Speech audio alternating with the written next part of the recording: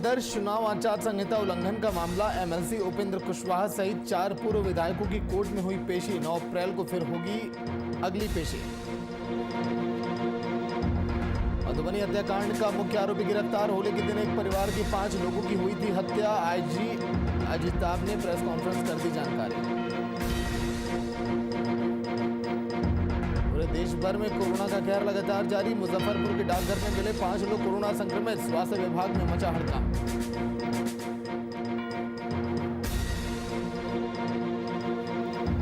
मुजफ्फरपुर में संदिग्ध अवस्था में युवक की मौत। परिजनों का आरोप कोरोना की दवा से हुई युवक की मौत। स्वास्थ्य विभाग जांच में जुटा।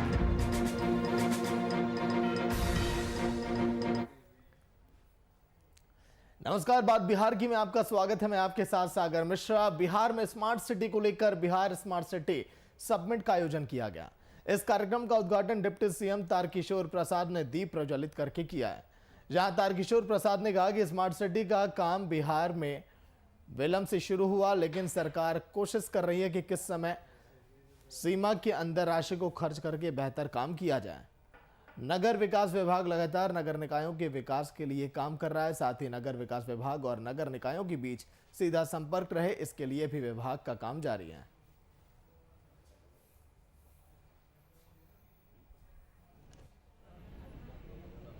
भारतीय जनता पार्टी के वरिष्ठ नेता नीरज कुमार सिंह बबलू और हमारे मंत्रिपरिषद के सदस्य हैं, उन्होंने जाकर वहाँ सारी चीज़ों को देखा है, प्रतिवेदन भी दिया है। और माननीय मुख्यमंत्री जी और हम लोग लगातार देख ही रहे हैं कि उसका अनुसरण कर रहे हैं और उस पर कार्रवाई भी हो रही है। तेजस्वी जी तो चलिए प्रतिपक्ष के नेता हैं, वो अपनी बात अपने ढंग से कहते हैं, लेकिन हमारी सरकार जो बिहार के लोगों के प्रति हमारी जो प्रतिबद्धता है, उन सारे चीज़ों का ध्यान रखकर जो भी कार्रवाई है सरकार स्तर पर उसको हम सब कर रहे हैं।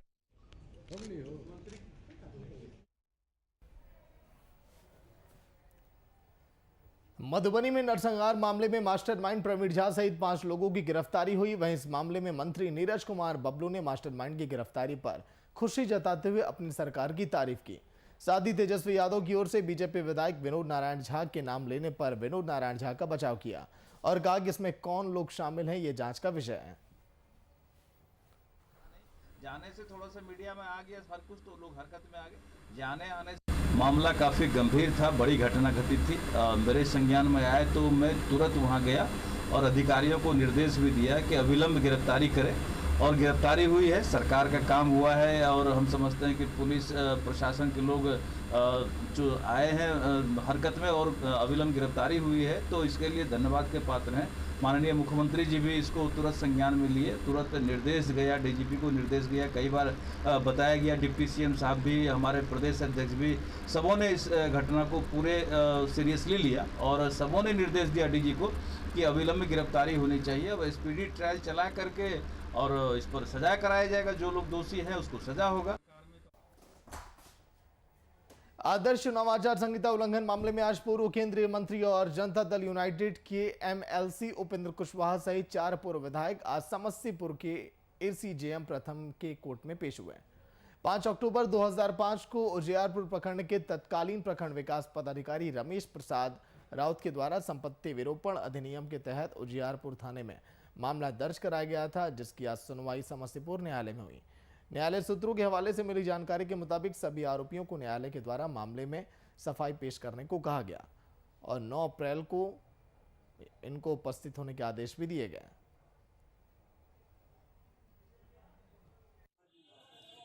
पुराना आचार संहिता का केस है 2005 का, इसी संदर्भ में अब हुक्म हुआ तो हम लोग हाजिर हो गए। मामला कुछ नहीं है, आचार संहिता में मुकदमा जरूर दर्ज हुआ है। पता नहीं उस समय के अधिकारी लोगों को कैसे कंफ्यूजन हुआ। जो भी हम लोगों के ऊपर आरोप लगाया गया है कि कहीं पोस्टर हमने चुनाव के क्रम में सटवा दिया, बिल्कुल गलत आरोप है। किसी ने सटवाया होगा नहीं सटवाया होगा वो तो अलग विषय है, लेकिन हम लोग बिल्कुल इसमें कहीं से कोई मामला ही नहीं बनता है, लेकिन फिर भी कोर्ट की जो प्रक्रिया होती है उसका सम्मान करना पड़ता है, इसलिए हम लोग आए।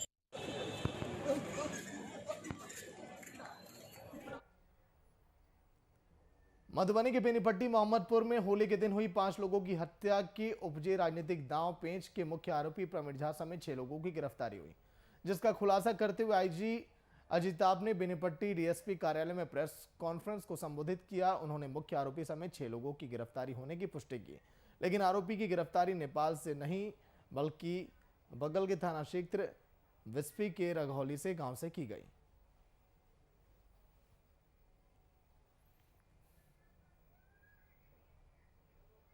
दस वाली गिरफ्तारी आप लोग मालूम होगा। उस दिन जो पिछले बार आप उससे बात हुई थी और 6 और टोटल 16 हो गए। एफआईआर में 35 लोगों के नाम थे, उसमें भी जांच हो सकता है 2 नाम रिपीटिशन हो सकता है। अभी चेक कर रहे हैं कहीं एक ही आदमी का 2 नाम तो देते थे, उसमें 35 आदमी का नाम, जिसमें 27 आदमी के बारे में वादी ने कहा कि घटनास्थल पर जो थे और बाकी 8 के बारे में साजिश की बात हुई। तो टोटल 16 की गिरफ्तारी होगी और भी अभी टीमें निकली हुई। एक जो अब मेन एक्यूज है पकड़ा ही गया है। मुंगेर के जेडीयू कार्यालय में जेडीयू जिला अध्यक्ष संतोष कुमार सैनी ने कोर कमेटी की बैठक की, जिसमें विधानसभा प्रभारियों, प्रखंड अध्यक्षों और जेडीयू कार्यकर्ताओं ने शिरकत की। इस मौके पर जेडीयू जिला अध्यक्ष ने पत्रकारों को बताया कि पार्टी का ढांचा बदल गया और अब संगठन को नए सिरे से बनाने का काम किया जा रहा है। उन्होंने कहा कि पार्टी में पहले से जो पंचायत अध्यक्ष थे उनको वेरीफाई करने के लिए विधानसभा प्रभारियों को काम सौंपा गया। प्रभारी हैं और प्रवक्ता, उससे रिलेटेड बैठक जो प्रत्येक सप्ताह जो हम लोग के पार्टी के द्वारा होता है उसी के तहत, लेकिन पिछले हम 12-13 दिनों से हम बाहर थे व्यक्तिगत कार्यों से, हम आए हैं परसों ही, तो आकर के जो है बैठक रखें। और इस कोर कमेटी की बैठक में आज हम सभी प्रखंड अध्यक्षों को भी आमंत्रण दिए थे कि इस बैठक में आने के लिए, क्योंकि अब हम लोगों के पास संगठन का बहुत बड़ा कार्य आ चुका है, क्योंकि पार्टी का जो ढांचा है वो बदल गया है।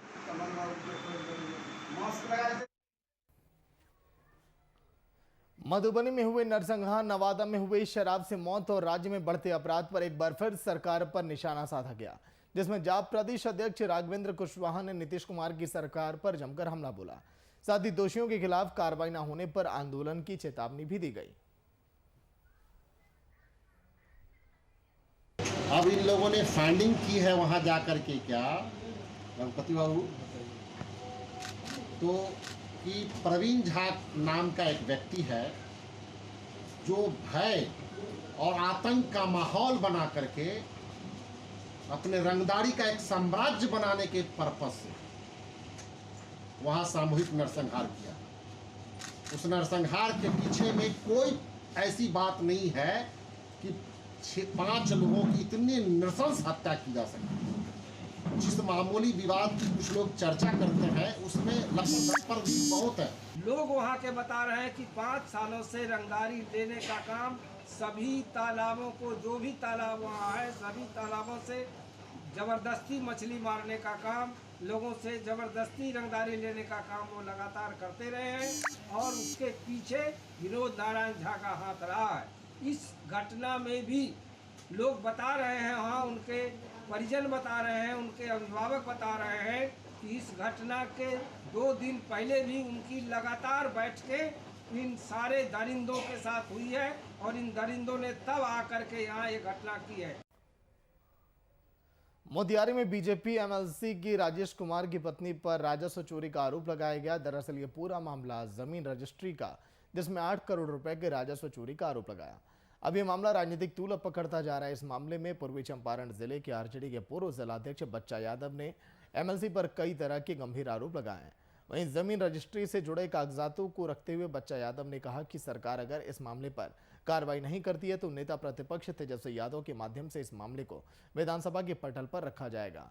मोतिहारी डीएम ने मामले की गंभीरता को देखते हुए जांच टीम गठित कर दी और एडीएम की अध्यक्षता में 3 सदस्यीय जांच टीम गठित कर तत्काल जांच करके रिपोर्ट मांगी गई।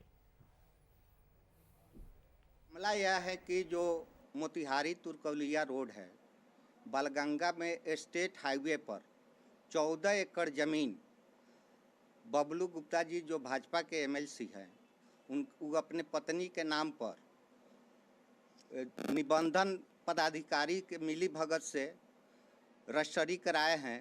जो ज़मीन जो आवासीय हैं, व्यावसायिक है, वैसे ज़मीन को कृषि जोग जमीन बताकर रजिस्ट्री कराया गया है, जिसमें लगभग सरकार का 8 करोड़ से अधिक राजस्व की क्षति हुई है। बेगूसराय में बढ़ते कोरोना के संक्रमण को देखते हुए जिला प्रशासन एक्शन मोड में है। वहीं पूरे जिले में मास्क समेत अन्य प्रोटोकॉल के पालन पर विशेष अभियान भी चलाया जा रहा है। पूरा जिला प्रशासन की टीम डीएम समेत एसपी ने ट्रैफिक चौक पहुंचकर प्रोटोकॉल का कड़ाई से पालन करने की हिदायत दी। साथ ही सड़क से गुजर रहे सैकड़ों लोगों से भी जुर्माना वसूला और दुकानदारों को जहां बगैर मास्क वाले ग्राहक थे सामान नहीं देने की हिदायत दी गई। इसके साथ ही अधिकारियों ने 45 वर्ष से अधिक उम्र के सभी लोगों से अपने नजदीकी स्वास्थ्य केंद्र पर जाकर कोरोना का टीका लेने की अपील की। और भीड़ भाड़ के एरिया में जाने से बचें, सामाजिक दूरी का अनुपालन करें, घर पर रहें, समय समय पर हाथ धोते रहें और अगर बाहर निकल रहे हैं सैनिटाइजर लेकर निकलें, ताकि अगर सामान खरीद रहे हैं या कहीं पे कोई किसी को छुआ जा रहा है तो उससे हाथ को सैनिटाइज करते रहें। ये लोग सावधानी बरतेंगे तभी ये संक्रमण रुक पाएगा। और बेगूसराय जिला में जो 82 एक्टिव केसेज है उसमें 50% ज़्यादा केसेज नगर निगम एरिया का है। तो यहाँ के लोगों को और ज़्यादा सावधान रहने की ज़रूरत है, तो इसीलिए लोगों से अपील किया जाता है। संक्रमण फैला है, विगत 1 वर्ष से हम सभी को अनुभव है इसके बारे में। 2-3 के साधारण से उपाय है इस संक्रमण को रोकने के लिए।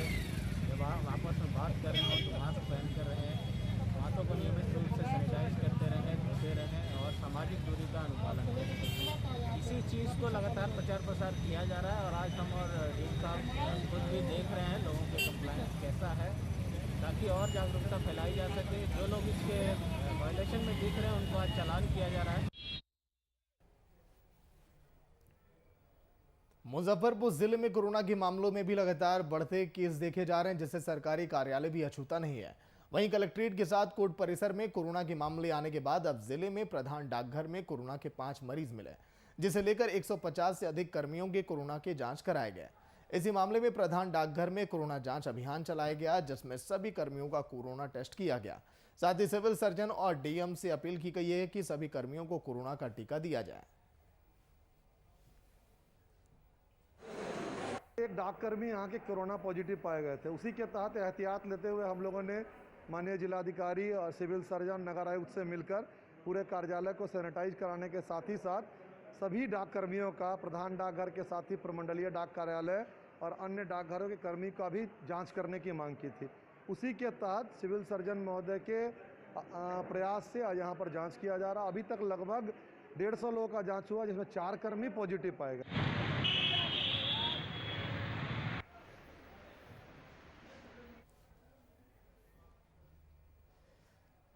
चलिए अब खबर बेगूसराय से, जहां पर कोरोना वायरस ने आक्रामक रुख पकड़ लिया, जिसमें बीती रात बेगूसराय में 2 लोगों की कोरोना से मौत हो गई, जबकि 91 लोगों का इलाज आइसोलेशन में जारी है।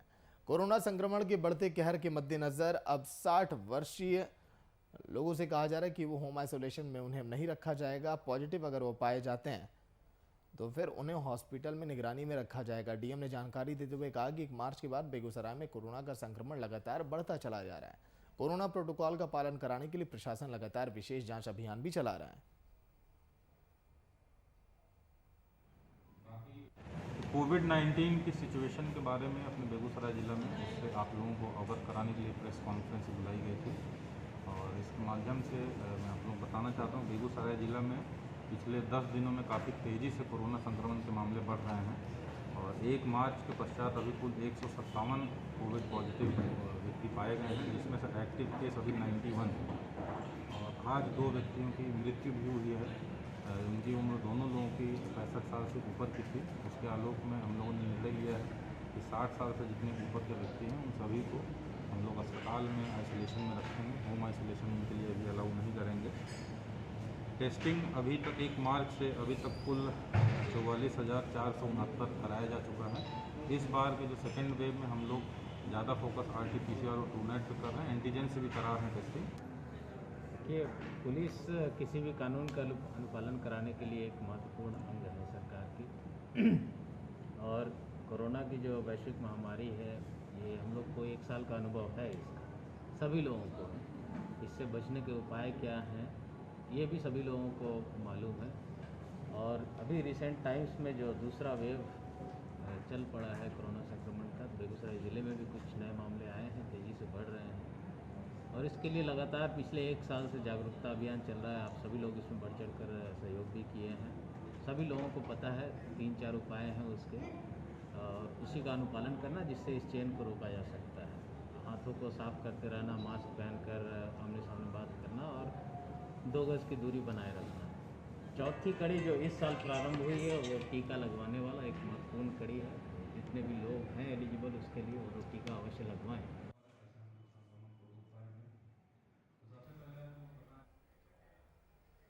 मधुबनी नरसंहार मामले में कांग्रेस ने नीतीश कुमार की सरकार पर जमकर हमला बोला। वहीं दूसरी तरफ पीड़ित परिवार सरकारी मुआवजे में 30 लाख रुपए के साथ ही सरकारी नौकरी की लगातार मांग कर रहा है।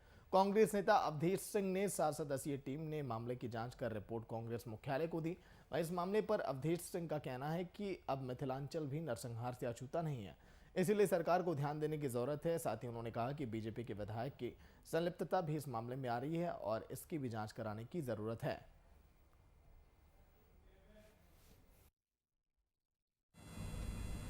हमारे कांग्रेस के सभी साथीगण, हमारे प्रवक्तागण, हाईकमान, अब बिहार के प्रभारी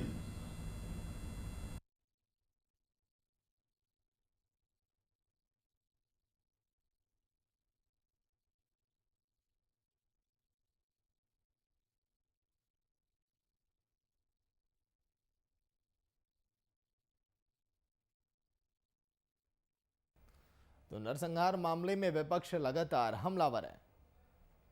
पटना की ये तस्वीर। और बिहार में एक बार फिर दल बदल का खेल देखने को मिला है एलजेपी और जेडीयू के बीच। बिहार विधानसभा में एलजेपी का मात्र एक विधायक जो बचा था उसने जेडीयू का दामन थाम लिया और बड़ा झटका लगा चिराग पासवान को। रिपोर्ट आप देखिए।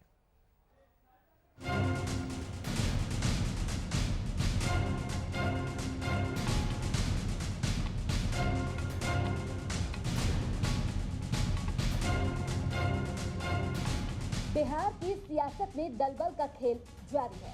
कभी आरएलएसपी का जेडीयू में विलय, तो कभी जाप के 200 कार्यकर्ताओं का एक साथ आरजेडी का दामन थाम लेना अचंभे में डाल देता है। ये सियासतदान लगातार मजबूत दामन की तलाश में लगे रहते हैं और जहां मजबूत पक्ष मिला नहीं कि पार्टी की कुरीतियों को बताते हुए नई पार्टी का दामन थाम लेते हैं। बिहार में एक बार फिर दलबल का खेल देखने को मिला एलजेपी और जेडीयू के बीच।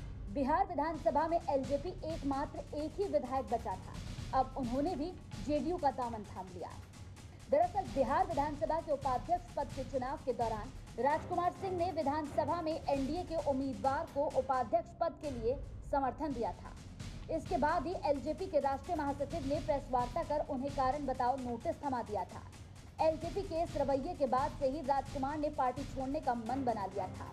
राजकुमार सिंह की मांग के बाद विधानसभा अध्यक्ष ने जेडीयू में शामिल होने की अनुमति दे दी, जिसके बाद सीएम नीतीश कुमार, मंत्री अशोक चौधरी, विजय चौधरी, सांसद लल्लन सिंह इनकी मौजूदगी में राजकुमार सिंह ने पार्टी की सदस्यता ग्रहण की। जेडीयू में शामिल होने के बाद राजकुमार सिंह ने कहा कि नीतीश कुमार की नीतियों से प्रभावित हुए हैं और इसी वजह से जेडीयू में आए हैं। पहले भी एनडीए का पार्ट वो थे, लेकिन एलजेपी की जो नीतियां थी वो बिल्कुल स्पष्ट नहीं थी। स्पष्ट तौर से मानती थी कि ये चुनाव उन्होंने जीतने के लिए नहीं लड़ा था। मुझे जब स्पष्टीकरण मांगा गया था तो उन्होंने कहा कि मैं चुनाव जीतने के लिए नहीं लड़ा था राजकुमार, तो मैंने कहा था मैं जीतने के लिए लड़ा। तो मेरी और उनकी शुरू से कुछ सैद्धांतिक मतभेद इसी दृष्टिकोण से, तो शायद मैं लोजपा में था भी तो वो मुझे अपना नहीं मानते थे, क्योंकि मैं इकलौता था और मैं क्यों जीता, कैसे जीता, इसका भी उनको अच्छी तरह से एहसास। क्या नसीहत देंगे, क्योंकि आज छोड़ने से पहले आपकी बात हुई थी कि अब बात हुई है अभी चिराग से? नहीं, मुझे तो अभी विगत कुछ दिन पहले ही स्पष्टीकरण मांगा गया था। एक तरीके से यही स्पष्टीकरण है जो मैंने दिया। आज कितना खुश हैं जेडीयू में आके? मैं काफ़ी खुश हूँ। वहीं इस पूरे मामले पर जब एलजेपी नेता से सवाल किया गया तो उन्होंने विधायक को सत्ता लोभी बता दिया। साथ ही ये भी कहा कि कामों में रुचि न लेकर उपाध्यक्ष चुनाव में जेडीयू के पक्ष में वोट दे रहे थे, जिसके बाद एलजेपी ने विधायक को नोटिस दिया था, जिससे विधायक भाग खड़े हुए। देखिए, ये लोग सत्ता लोलुप लोग हैं और ये लोग कभी स्थिर रहने वालों में से नहीं है। राजकुमार सिंह पहले से ही इनका आचरण कुछ जो है संदिग्ध था, जिसकी वजह से पार्टी के राष्ट्रीय अध्यक्ष के आदेशानुसार पार्टी के राष्ट्रीय महासचिव ने कारण बताओ नोटिस दिया था इनको। और ये सख्त कदम था पार्टी का कि अगर पार्टी में रहना है तो पार्टी के डिसिप्लिन के मुताबिक रहना है, लेकिन पार्टी के सख्त कदम की वजह से ये देखे कि सत्ता की मलाई खाने से ये महरूम रह रहे हैं, इस वजह से भागे। अब ऐसे लोग हैं जो ये भूल जाते हैं और वक्त के हिसाब से अपना आचरण बदलते हैं। बहरहाल ये सियासत है जनाब, यहाँ दलबल का खेल चलता रहता है। वही नेता प्रतिनिधि जो लंबे समय तक पार्टी के विकास के लिए काम करते हैं, अंत में कुछ कारणों के चलते उसी पार्टी की बुराई भी करते हुए नजर आते हैं। ऐसे में सवाल उठता है कि इन प्रतिनिधियों की विचारधारा अचानक से कैसे बदल जाती है, और क्या विधायक राजकुमार के जेडीयू में शामिल होने के बाद चिराग बिहार में पार्टी का अस्तित्व बचा पाएंगे। वीआईपी न्यूज के लिए सुमित मिश्रा की रिपोर्ट।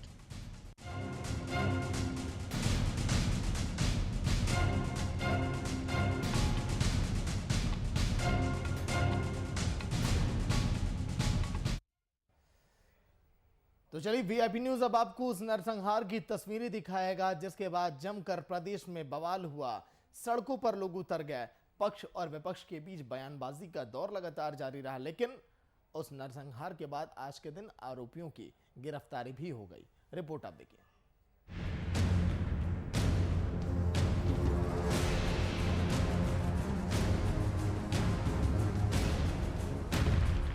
मधुबनी हत्याकांड का मुख्य आरोपी गिरफ्तार। प्रवीण झा समेत 5 लोगों की हुई गिरफ्तारी। तेजस्वी ने डीएसपी पर लगाया मिलीभगत का आरोप। नीतीश के मंत्री ने किया डीएसपी का बचाव। मधुबनी हत्याकांड में पुलिस को आज बड़ी सफलता हाथ लगी है। पुलिस ने इस मामले में मुख्य आरोपी प्रवीण झा सहित 5 लोगों को गिरफ्तार कर लिया। इस पूरे मामले में अब तक 15 लोगों की गिरफ्तारी हो चुकी है। होली के दिन हुए इस नरसंहार में सियासत शुरू से ही उबाल पर है। बिहार विधानसभा में विपक्ष के नेता तेजस्वी यादव ने मंगलवार को पीड़ित परिवार से मुलाकात की और उन्हें सांत्वना दी। वहीं आज फिर से नेता प्रतिपक्ष तेजस्वी यादव ने इस मामले पर प्रेस कॉन्फ्रेंस की और हत्याकांड में हुई गिरफ्तारी का पूरा क्रेडिट खुद ले लिया।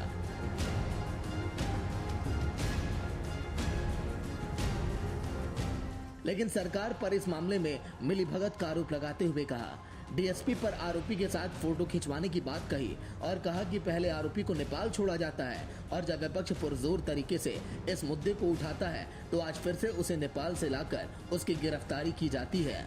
और इस नरसंहार मामले में जब हमारी परिवार के लोगों से बात हुई, पीड़ित परिवार के लोगों से, तो उनका कहना यह है कि जो डीएसपी है जिसके ऊपर अभी जांच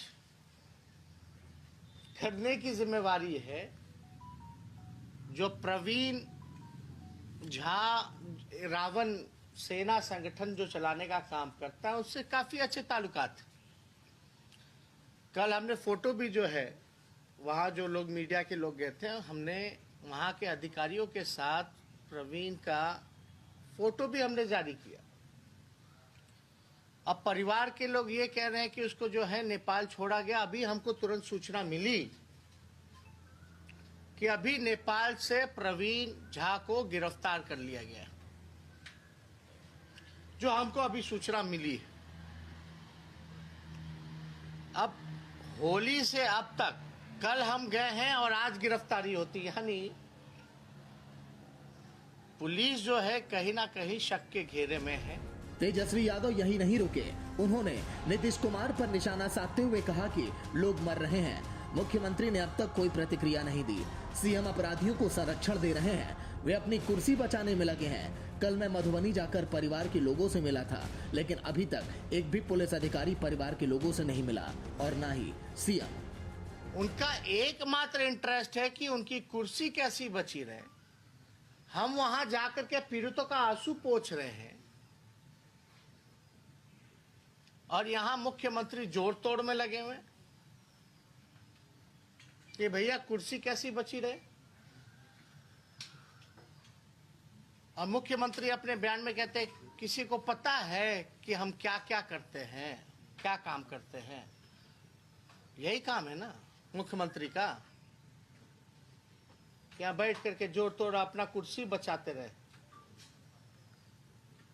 इतनी घटनाएं हो रही है बिहार में, कहीं आज तक नहीं दौरा मुख्यमंत्री का। वहीं नीतीश कुमार की सरकार में मंत्री नीरज कुमार बबलू ने तेजस्वी यादव पर पलटवार करते हुए डीएसपी का बचाव करते दिखे और कहा कि फोटो कोई भी किसी के साथ खिंचवा सकता है। देखिए, ये गलत बात है। फोटो कोई किसी के साथ खिंचा सकता है। उनके भाई के साथ कई बार कई अपराधियों का फोटो वायरल हुआ, तो हमने कुछ नहीं कहा। तो जो पॉलिटिक्स में है उनके साथ कोई फोटो खिंचा लेता है, और ऐसा कुछ प्रूफ नहीं है कि वो किसी को संरक्षण दे रहे हैं या वो कहीं इन्वॉल्व है, ऐसा कुछ नहीं है। और विनोद नारायण झा जी एक सज्जन व्यक्ति है। बहरहाल मधुबनी के बेनीपट्टी में होली के दिन 29 मार्च को एक ही परिवार के 5 लोगों की हत्या कर दी गई और इस मामले को लेकर शुरू से ही बयानबाजी का दौर जारी था। हालांकि मुख्यमंत्री नीतीश कुमार ने कहा था कि जिसने भी अपराध किया वो किसी भी सूरत में बच नहीं सकता और आज हत्याकांड का मुख्य आरोपी प्रवीण झा समेत 5 लोग गिरफ्तार हो चुके हैं। Bureau report, VIP news.